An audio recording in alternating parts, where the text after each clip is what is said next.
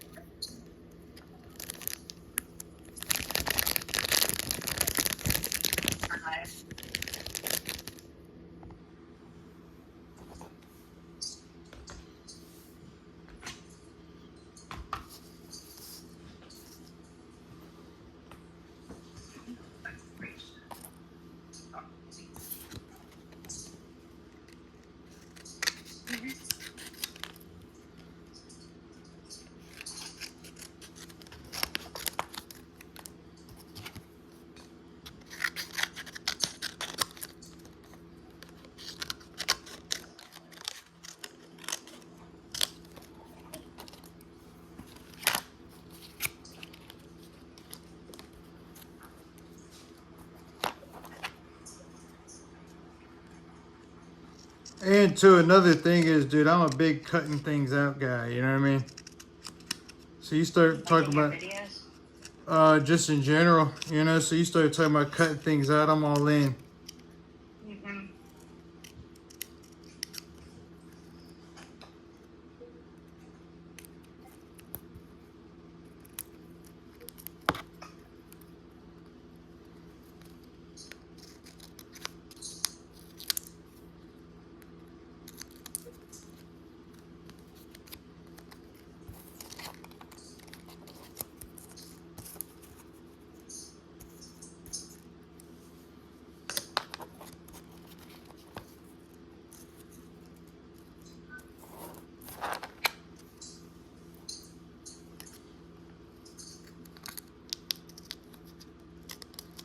I travel all night just to get back.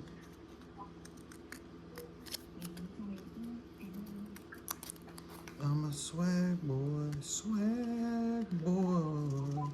on a real horse I ride. I'm wanted,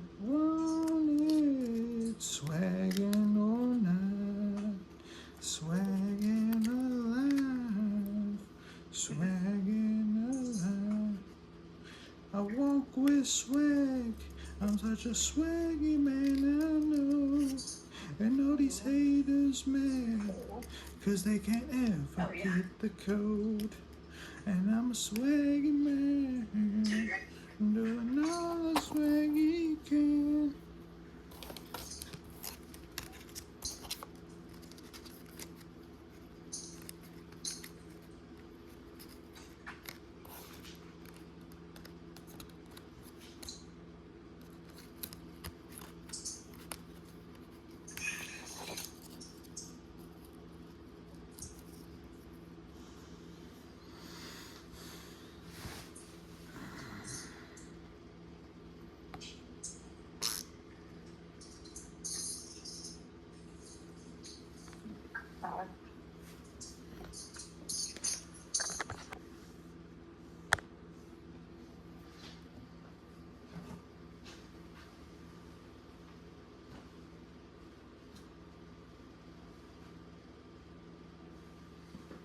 Correct. Yeah.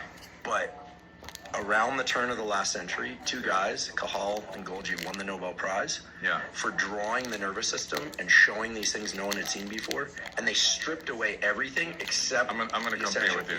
I'm gonna come here with you. Yeah. I don't like what's happening in your painting studio. Okay. I'm just from what you said so far, it's not good. Okay. But it's good because you did that, and then now we have to strip that away. We have to get at the core of it because painting is. Wait, weren't you What in the is middle of this? complimenting me?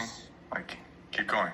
I mean, Yeah, that's so love your funny. YouTube I channel. emailed you. I don't know if you got the Podcast email though, and but literally talking about it. I'm a huge fan. Oh, you're one of a kind, dude. There's no one else like you, buddy. And you're special, and we love you so much. Why do you love me? I just do. Let's see what we got here.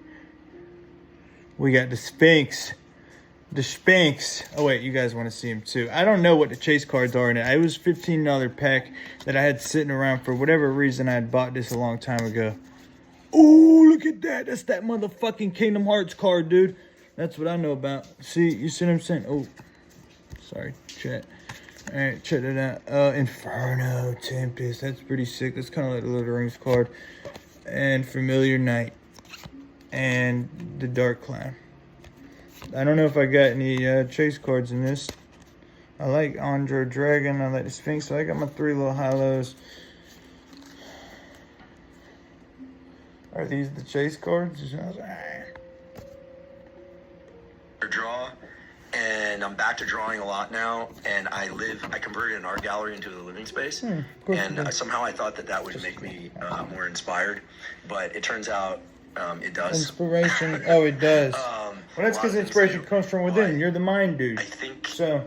The key with that's why you do anatomically correct. With drawings is can't be too much detail, can't be too little detail, otherwise people are overwhelmed. Anatomically correct. For, I think, everyone, but for someone like you who spends a lot of time in your head, I always say the longest journey you'll ever take in your life is from your head to your heart. And to be an intellectual person, you just live a lot. You try to rationalize and apply logic to everything. So painting is not that, music is not that, creating is not that. It's just to get to this. And so but it sounds just in the little that you've explained that your painting is very methodical and which super meticulous. Yeah, I want to include every cell type. Yeah. What's your threshold for positive affirmations? Can I go now? Like you? I mean. So Dave, you've been talking a lot about the positive affirmations, right? And I'd leave you a lot of hate comments in your email, and I guess that's my way of, you know what I mean? But I sent you one that's you know what I mean? All right, let's go. No, it's all love. It's all love. You're a piece of shit, and I hate you. Anyone who's and watching you need to cut out the bullshit. This is my first time meeting. And if you actually think that you know something about whatever, you probably do, but you also you. So you also suck. Look at me looking at you, and you're looking at me, but I didn't tell you what you told me about what you feel about me, which isn't how you feel about me. Yeah, I was just thinking like, what's the other saying? Yeah, his dad owns Crohn's Shoes. Yeah. In Palo Alto. He wants to reconnect with you. Man, Adam Cronin and I grew up together. Yeah, he had a mini ramp in his backyard. We hung out, we skateboarded, and then he started Upper Playground, the Walrus. That's it. He's your homie? I used to I did tons of graphics for Upper Playground. So David, does anyone call you Andy? David, you are a piece of shit in the best way possible. But that's it. Like no one in the medical science. And I wonder how you know what I'm saying, dude? You're just a lot older than me now. You start your podcast, you're just a savage. Robin, Batman, whatever you, Robin. I'm gonna be all over the place because I'm nervous being here right now. I hardly do podcasts anymore, so. Why'd you do this one then, Dave? It's gonna be sloppy. This is your canvas, man. Okay. Have fun. Well, I'm just meeting you. I already called you the wrong name, which is horrible. I hate the black. I hate it. Like the studio. You with the black T-shirt, the black mugs, the black I don't like it for you. You know, because I used to only wear black because I was like, I'm a painter. I'm always dirty. I don't want to you can see the ketchup stains on my sweater, and it's like, okay, what about that's fine, but I just ketchup stains on my colors are very important in not just painting, but the palette for your house, or you know, like most people talk about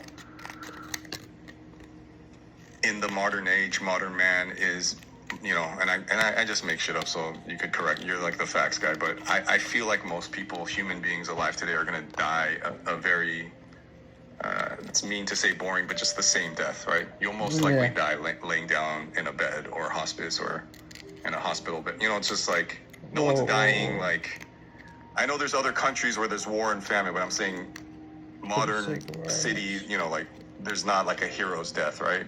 So it's all the same. And then you just, you know, the drive here in traffic, it's like everyone either has a black car or a white car or a gray car. And then you get to their house and their house is a beige or a white. And you're just like, we only got one of these. You know, whatever. This is it. This is it. Like, this is it. And it's just like people get mad at like, I'm trying. On the floor, like everything. Paint your fucking car. Paint and make your, my kids drew my sweater. It's my favorite, you know, like. I like that sweater. Paint, you know, so I walk in here and I go, fuck, Jonesy? dude. Like, and I'm projecting on you now. Like, when I wore all black, it said a lot about where I was at in my life. And I don't know where you're at because I'm just meeting you, but it's like everything is black on black, like black on this, black t-shirt, black mug, black, and it's like white t-shirt. Batman, got my black mask, bat mask, Batman selfishly, my concealed dream in is, like, stash, this ready to podcast will dash. start- Hitting them fast, Instead of heavy, saying, "Hey, and it I'm won't Andrew last. Huberman," Standing like, the Stanford scientist that it's just, hi, I'm Andy, and then like can you Photoshop like a white t-shirt on? I'd wear a white t-shirt. I don't know. I don't like black. For me, I have hardly ever black clothes anymore. I want to add as much color because I just maybe that's the season I am in my life or the time I'm in. But return from the yeah, I appreciate you saying the nice stuff. I Let's never cut the thought I would be a bullshit down. YouTuber, but that's providing a lot of joy in my life. And so Thank you. I want to say to you, I'm meeting you for the first time. I've never seen you clean shaven, but I imagine, I mean, your beard and facial hair to me look very cute. You're a very handsome person. Like, once again, without having, like, now I've met you for like 5 minutes. I'm like, oh, this guy's super awesome. But, you know, like these kind of parasocial relationships where I could go even, I don't know how hard you want to go today, but like, it's like. Oh, you're I not meet even people all the trolling, time, dude. You're just. And then I meet them and it's like, Yeah. I've already met you. Like, we've already talked. I don't know what your views on telepathy and Nah. spirituality, and it's like, it's just everyone will meet. Everything's going to happen the way it's going to happen, and everyone's going to meet who they need to meet. It's like all energy, right? You put this, like, what? You know, I could sit there and go, why does Andrew Huberman want to meet me right now? And it's like, well, what am I putting out in the universe, and what is he putting out in the universe? And do the souls connect in that way, you know?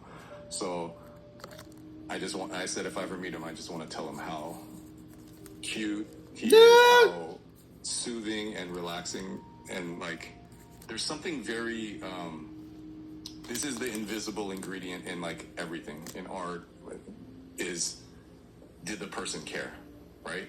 Like, I don't care how skilled and crafted, whatever, like, did the person care? And like when you do stuff in your voice, the tone, the frequency that's hitting my soul is like, oh, I don't know everything that guy's saying. He's using some big words, but I feel like he cares. And so I said, if I ever meet you, and I know a little bit from us talking on the phone, but I don't know your whole backstory. But I'm like, also I project a lot and I make a lot of assumptions, which that's a defect that I'm working on. But I just wanted to say, like, even though you had a horrific, traumatic childhood, like, the fact that you're here, you're alive, and that you're doing all this good stuff, it makes me emotional because I'm like, I don't even know you, and I appreciate what you're doing, and you're still a little bit immature, but progress, not perfection, right? So I think that's it for now, but I just wanted to tell you. That's mega brave, Dave. Because I feel that way about you, and I'm not very swamp frog of you. I'm a big, sometimes you feel stuff and you're like, I'll text it to them or maybe I'll, and I just go, no, if I feel that, I just want to, especially if it's love and positivity. I know I started by telling you how much I hate your decor and your interior decorating, but it's because I like you. If if I'm like, I don't give a shit about this guy and I don't want a relationship with, I would never say anything. But I'm like, I don't know what the science behind it, but being surrounded by this much black cannot be good, right? It can't, like, just, we're walking into a black hole right now. Like, I don't know. Anyways, that's what I wanted to say. Oh, man. Well, I'll take that in. Thank you.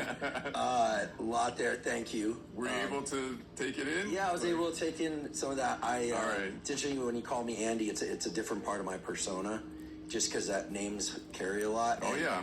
Thank you for that. I'm going to take that in, and, I get this little voice in my head that's saying, I want to be very clear. I had some rough aspects of my childhood. I've made good amends with my parents, so we're good now. I say that to, for all the reasons people can assume. But here's the thing. I knew somehow that we'd eventually cross paths. I just didn't know when. So you say the telepathy thing. For me, I was a postdoc at Stanford. That comes after PhD. You do like 5 years. It's kind of like a residency here. And I'm from the South Bay. Mm-hmm.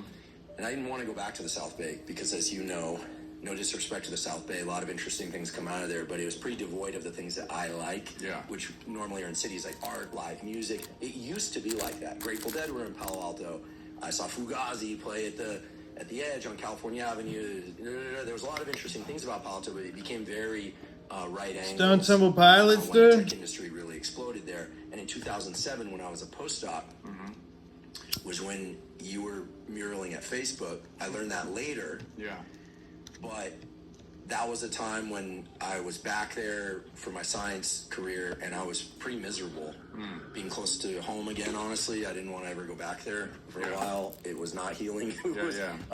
But when I learned your story about muraling at Facebook and some of that, I was like, oh, there was at least one other person here who was like in the kind of or at least another fucking DJ in here fight with what the South Bay is.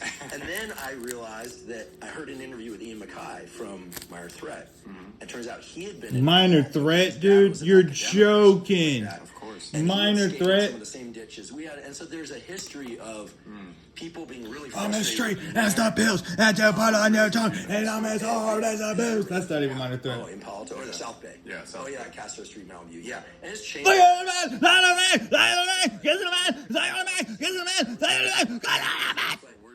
I'm definitely down to time travel and time jump and all that, but because I'm older, I'm 49, and my attention span is just completely fried. I'll just say right now, I'm gonna get a lot of dates wrong. Like, I'm not like, oh, bro, I get dates wrong. My girlfriend gets on the court all the time. Dave, I'm constantly saying the wrong dates, dude. I'm constantly like, you ever heard of how they do the Gundams, dude? Well, this is how I'm gonna do this part.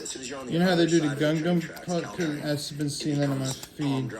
So I'm gonna do this. Up to Stanford. And so those offices now are Palantir, which catches a lot of heat for other reasons.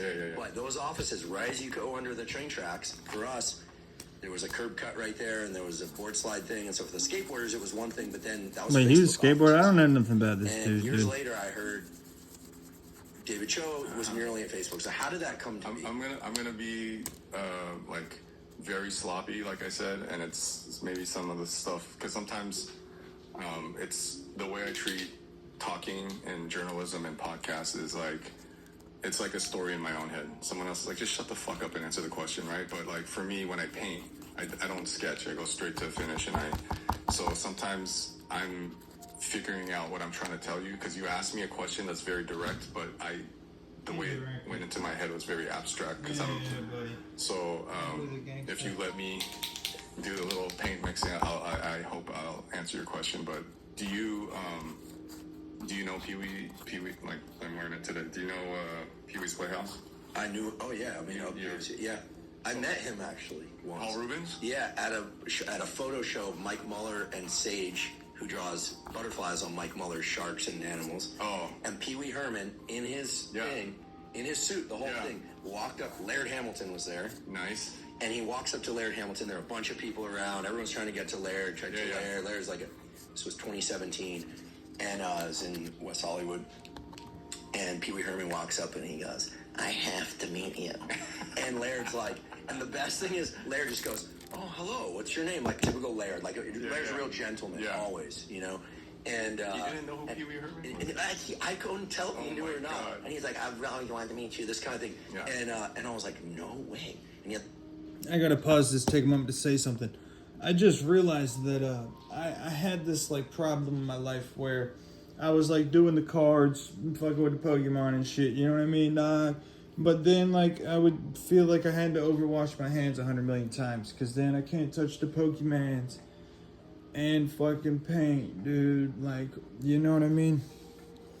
And I'm saying, dude, David shows helped me realize sometimes it's okay to take the mask off. And what do I mean by that? You too, dog guys. I got diamonds on. These are real shits. Nah, for real though. It goes like this, dogs. For real. Now that latest shit. It's funny because it's helped me. What the fuck, dude? You know what I mean? Like I got the shit in the binder over there. I'm not gonna touch it, and like that's fine. And so now I can like remember where this need to like keep my hands clean because it's almost like I just stopped fucking with the cards and still like, oh, I gotta keep my hands clean. I was like, bro, like no, I don't. As long as I'm not fucking with the cards, it's like I forgot all about it, dude. But now I remember. So that's pretty cool, Dave. Thank you.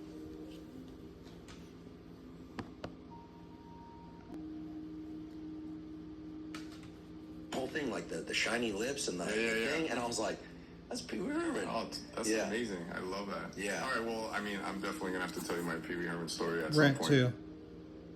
I'd like to take a quick break and acknowledge our sponsor, 8 Sleep. 8 Sleep makes smart mattress covers with cooling, heating, and sleep tracking capacity. One of the best ways to ensure you get a great night's sleep is to make sure that the temperature of your sleeping environment is correct. And that's because in order to fall asleep and stay deeply asleep, your body temperature actually has to drop by about 1 to 3 degrees. And in order to wake up feeling refreshed and energized, your body temperature actually has to increase by about 1 to 3 degrees. 8 Sleep automatically regulates the temperature of your bed throughout the night according to your unique needs. I've been sleeping on an 8 Sleep mattress cover for nearly 5 years now, and it has completely transformed and improved the quality of my sleep. The latest 8 Sleep model is the Pod 5. This is what I'm now sleeping on, and I absolutely love it. It has so many incredible features. For instance, the Pod 5 has a feature called Autopilot, which is an AI engine that learns your sleep patterns and then adjusts the temperature of your sleeping environment across different sleep stages. It'll even elevate your head if you're snoring, and it makes other shifts to optimize your sleep. If you would like to try 8 Sleep, go to 8sleep.com/Huberman to get $450 off the Pod 5 Ultra. This is part of 8 Sleep's extended holiday sale, which goes from now until December 31st, 2025. 8 Sleep ships to many countries worldwide, including Mexico and the UAE. Again, that's 8sleep.com/Huberman to save up to $450 now through December 31st, 2025. Today's episode is also brought to us by Element. Element is an electrolyte drink that has everything you need and nothing you don't. That means the electrolytes, sodium, magnesium, and potassium, all in the correct ratios, but no sugar. Proper hydration is critical for brain and body function. Even a slight degree of dehydration can diminish your cognitive and physical performance. It's also important that you get adequate electrolytes. The electrolytes, sodium, magnesium, and potassium, are vital for the functioning of all cells in your body, especially your neurons or your nerve cells. Drinking Element makes it very easy to ensure that you're getting adequate hydration and adequate electrolytes. My days tend to start really fast, meaning I have to jump right into work or right into exercise. So to make sure that I'm hydrated and I have sufficient... Burn, Gary Panter, Mark Mothersbaugh, like Danny, like he just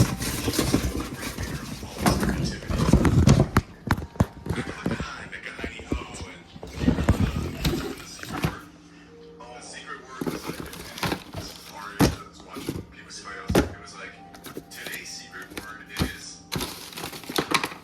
what's our secret word today, Rob?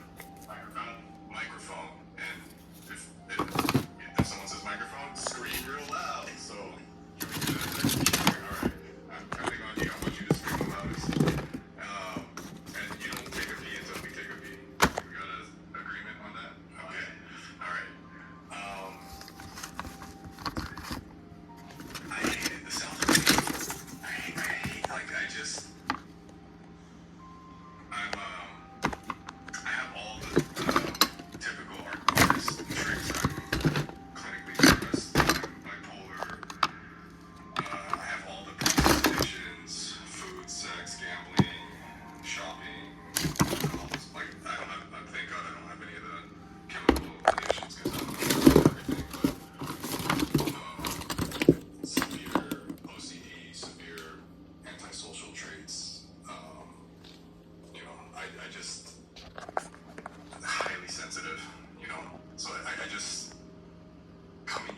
Like, you asked me. That shit just stinks. Like, I know we did this like dance for a few months, and if I'm just being honest with you, like, I don't know how to be me. And sometimes, like, It's just me. I'm just obscene. like, I think this is what Drew wants I'm not the first king of controversy. I haven't even met you yet, and so every time I've done Joe Rogan or any other podcast, like, I don't know, I just feel comfortable doing my own YouTube or my own podcast. But anytime anyone else asks me, it's such a, I know who I am, and sometimes I don't, and sometimes I figure that out. And it's sometimes you meet people on the street at pavilions or at the supermarket, and they're like, and it's like this parasocial thing where it's like, I know you, I relate to you, and there's something about that where, you know, the intimacy of meeting another human being and then just showing them your heart and then telling them everything. And my parents aren't gonna listen to this. My brothers don't listen to this. Like, so in a weird way, like, you're gonna know more about me today than my own family. So the parasocial thing is even, it's real, right? Like, placebo effect is real, like all these things. So I got here early. I went for a walk down that street, and then it's like just this beautiful view of the ocean. And it happens every time. It's like, I know what it makes me sound like. It's like, oh, this guy's like very unstable and unhinged, and I'd be the first to admit it's like, I cry all the time now. Damn, brother, me It's too. just like, maybe just seeing all the birdhouses on the way here, just knowing that I haven't talked in a long time. Oh, the and just birds, outside, dude. You need to be talking, brother. I go on these Why don't you be podcasts talking, and dog? Oh, come here, man. I'll fucking mute you. Howard Stern, like 15, 20 years ago, and Joe Rogan, the multiple times I've been on the show, I think are the only two radio shows, podcasts that have ever just aired it without editing. Everyone else, every time you've ever heard me on any other podcast, it's either severely edited or they cut out huge chunks of it or they didn't even air it at all. Dude, to be honest, I've So, seen like a little bit of the Joe I know that, Rogan you know, and I and know the world we all live your in YouTube today. videos. And so there's something that went, you know, in the narcissistic traits where like, I'm the fucking greatest artist in the world, to like, oh my god, I'm a piece of shit. Like, it just, you know, it's just like this thing. And before, when I was younger, it was like everyone has to see everything. Everyone has, like, I think I'm so important Yeah, that everyone has to see but you are, though, right? everything that I create, painting, podcast, book, like whatever it is. And then it went, like, my problem with my shit is it's all or nothing, so it's hard for me to find the middle. And so at this point now, I'm like 49, I live a very quiet dad life, you know, I'm a family guy, and there's just thousands of paintings no one's ever seen. There's hundreds of hours, if not thousands of hours of podcasts I've never put out. There's books I've written, there's TV shows, movies that I've made, that it's just... Bro, Batman comic. Before the ego and the narcissist, like, you need to put this out because you're important and everyone needs to see how important Batman you are. comic. And now, the flip side to that, is, and maybe it's not healthy either, is like, I know who I am, I'm comfortable with myself, and I don't need, you know, I'm artificially blocked from everything. Like, I don't have my own password to my social media. I have blocks on my phone so I can't access the internet. So it's like, I do put all these things into place to like protect myself because I'm a sensitive person.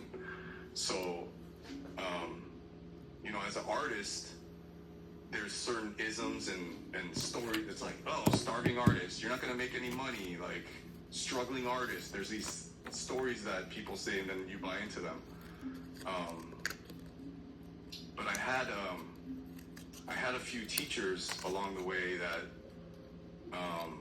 influenced me, that, like, you know, there's like just certain moments happen in your life that live in your head rent free, and I have a lot of those. And so one of the stories is, you know, I'm 49. It's like, you have to live in New York City. If you make it in New York, you make it anywhere. What the fuck am I doing in the 408? Like, what am I doing in Cupertino? Like in my head, the story's written that you're a fucking, you know, and I hadn't done shit, right? But in my head, I'm like, you're a greatest artist ever in Gilroy. You know, like, what, you know what I mean? Sorry, no disrespect to It's Gilroy. like the garlic capital of garlic fest, garlic ice cream, Ooh. you know? So there's a story in my head that's like, I gotta get to New York City, right? Like, I gotta, like, I couldn't get any, like, leeway in Los Angeles. I'm born and raised in LA, and I couldn't, you know. And so and now I look back, if I do an inventory of the most creative explosions and the most periods of creativity in my life, it's always found in the mundane.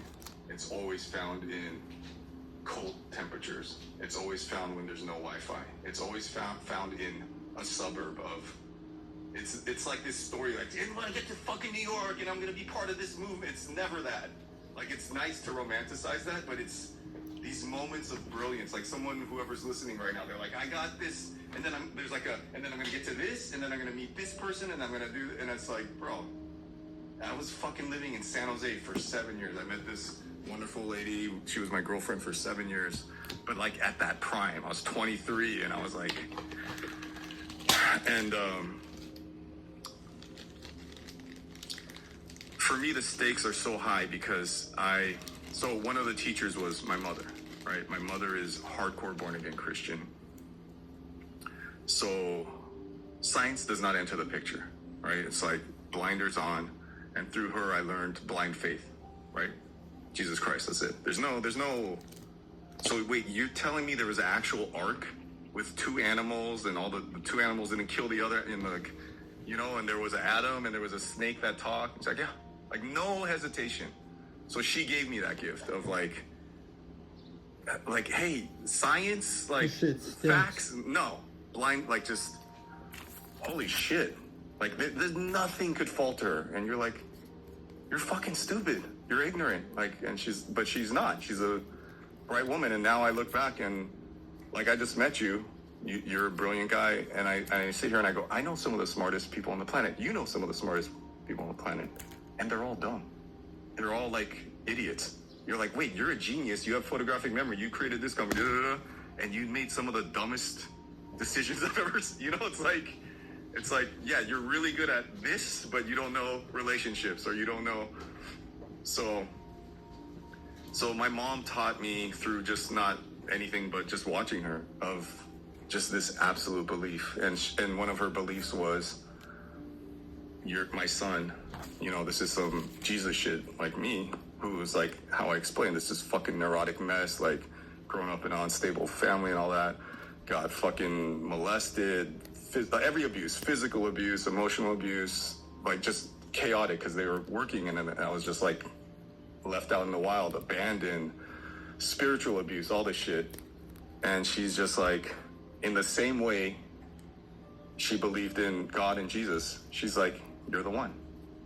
You're the greatest artist. And I'm like 5 years old. I'm like, what the fuck are you talking about? She's like, no one's better than you. No one's better than you. You're the best. You're going to be the great, you know, your name's David, like a lot of Koreans named after Bible. She's like, I named you after King David. You're going to be a king. And I go, but now in hindsight, I'm like, and yes, King David beat Goliath, but he also was a sex addict and had a lot of mental illness and like failed a lot, you know. She didn't tell me all that shit, you know. So she's raising me. She's brainwashing me.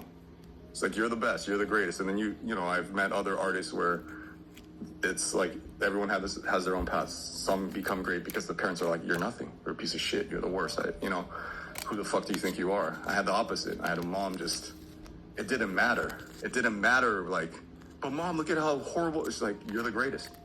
And so it's like, at some point,